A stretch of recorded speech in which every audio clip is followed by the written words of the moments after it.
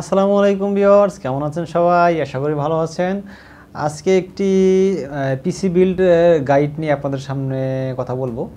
তো যাদের বাজেট 20,000 টাকার নিচে তাদের ভিডিওটা অনেক হেল্প হবে। যারা নতুন পিসি বিল্ড করতে চাচ্ছেন, নতুন একটা কম্পিউটার কিনবেন ভাবছেন, তো তাদের জন্য আজকের গাইডলাইনটি অনেক হেল্প হবে।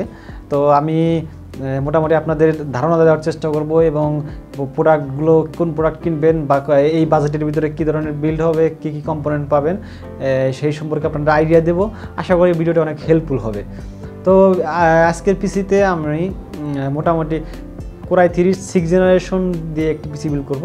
এখানে প্রাইস 17,000 টাকা দিয়ে আমি পিসিটা বিল্ড করেছি। তো এই 17,000 টাকার ভিতরে কী ধরনের কম্পোনেন্ট পাবেন এবং এরা দিয়ে কী ধরনের কাজ করতে পারবেন সেটা আপনাদের বলার চেষ্টা করব। তো প্রথমেই এই প্রসেসর তো বললাম, কোরাই 3 6 জেনারেশন প্রসেসর। এটার আগে প্রাইসটা অনেকটাই বেশি ছিল, তো এখন মোটামুটি প্রাইস অনেকটাই কমে গেছে। 3 থেকে 4 মাস বা 6 মাস আগেও এটার প্রসেসরের প্রাইস ছিল প্রায় 6,000 টাকার মতো বা উপরে। তো এখন প্রাইসটা অনেকটাই কমে গেছে। এখন এটা 4200 থেকে 4500 টাকার ভিতরে প্রসেসরটা পেয়ে যাবেন। এখানে 2টা কোর 4টা থ্রেড রয়েছে, আর প্রধানত এখানে আপনি DDR4 RAM ইউজ করতে পারবেন। তো সেই হিসাবে এই প্রাইসের ভিতরে আমি এই প্রসেসরটা একদম পারফেক্ট বা মোটামুটি অনেক ভালো আমার কাছে মনে হয়েছে। তো যাদের বাজেট কম তারা এই প্রসেসরটা নিয়ে পিসি বিল্ড করতে পারেন। তো সাথে মাদারবোর্ড হিসেবে এখানে রেখেছি ইসনিকের H110 একটি মাদারবোর্ড DDR4-এর।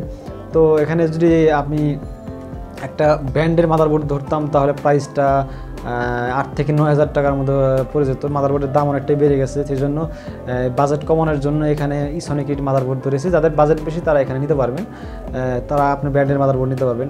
এটার প্রাইস আপনার 4500 টাকার আশপাশে হবে। এই মোটামুটি 1 বছরের রিপ্লেসমেন্ট গ্যারান্টি পাবেন। আপনার এখানে BGA HDMI পোর্ট রয়েছে, USB 3.1 পোর্ট রয়েছে, USB 2 পোর্ট রয়েছে, মোটামুটি 6টা USB পোর্ট পাবেন। তারপরে আর আনুষঙ্গিক যা যা প্রয়োজন সবই এই মাদারবোর্ডে রয়েছে।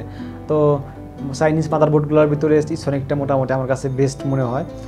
তো সেই হিসাবে এই প্রাইসের ভিতরে এটা মাদারবোর্ড নিতে পারেন। অবশ্যই ব্র্যান্ডের মাদারবোর্ড ভালো, কিন্তু যাদের বাজেট কম তারা অবশ্যই এটা নিতে পারবেন। বাজারে অনেক ধরনের কোরিয়ান মাদারবোর্ড পাবেন এগুলার থেকে আপনি নিঃসন্দেহে এই চাইনিজ এটা নিলে অবশ্যই ভালো পারফরমেন্স পাবেন। অন্তত 1 বছরের রিপ্লেসমেন্ট গ্যারান্টি পাবেন, কোনো ভোগান্তি পোহাতে হবে না। আমি নিজেও ইসনিকের মাদারবোর্ড অনেক দিন ইউজ করেছি, তো আমার কাছে কোনো ডিস্টার্ব বা খারাপ মনে হয়নি। তো তারপরে এখানে র্যাম হিসাবে এখানে ধরেছি PNY ব্র্যান্ডের একটি 8GB 3200 মেগাহার্জের একটি র্যাম। এটার প্রাইস আপনার 3,000 টাকার আশপাশে পেয়ে যাবেন। তো আমি এখানে বলতে পারেন যে 3200 মেগাহার্জ কেন ধরলেন, তো এই প্রসেসর মাদারবোর্ডে হিসেবে এখানে 2400 মেগাহার্জের পর্যন্ত র্যাম সাপোর্ট করে, কিন্তু 2400 মেগাহার্জের র্যামগুলো বাজারে সাধারণত একটু কম পাওয়া যায়। তারপরে প্রাইস খুব একটা বেশি ডিফারেন্ট না, এই জন্য এখানে এই র্যামটাই ধরেছি 8GB 3200 মেগাহার্জের হিটসিং সহ। এটা 3 বছরের রিপ্লেসমেন্ট গ্যারান্টি পাবেন। তো তারপর এখানে SSD ধরেছি, SATA SSD ধরেছি 128GB। এটা টিম ব্র্যান্ডের একটি SSD ধরেছি। বাজারে অনেক SSD পাবেন নকল কপিতে পরিপূর্ণ। আপনার সাধারণত WD গ্রিনগুলো এগুলো 2 নাম্বার 3 নাম্বার পর্যন্ত হয়ে গেছে। এগুলো 1200-1500 থেকে আপনার কপি সেল পাবেন, পারফরমেন্স ভালো পাবেন না। অবশ্যই একটি ভালো SSD ইউজ করবেন, তাহলে পারফরমেন্স ভালো পাবেন। এখানে 128GB একটা SSD ধরেছি, সাথে একটা যদি হার্ড ডিস্ক নেন 500GB বা 1TB তখন বা স্টোরেজের জন্য, কিন্তু এখন বর্তমানে স্টোরেজের এরকম প্রয়োজন হয় না। তো এখানে 128GBতে আপনি C ড্রাইভ করে নিতে পারেন, অথবা এখানে চাইলে আপনার 80GB বা 90GB জন্য C ড্রাইভ অথবা 20-30GB অন্য একটা ড্রাইভ করে নিতে পারেন। তো এটা 3 বছরের রিপ্লেসমেন্ট গ্যারান্টি, প্রাইস আপনার 2100 টাকা মার্কেটে পেয়ে যাবেন।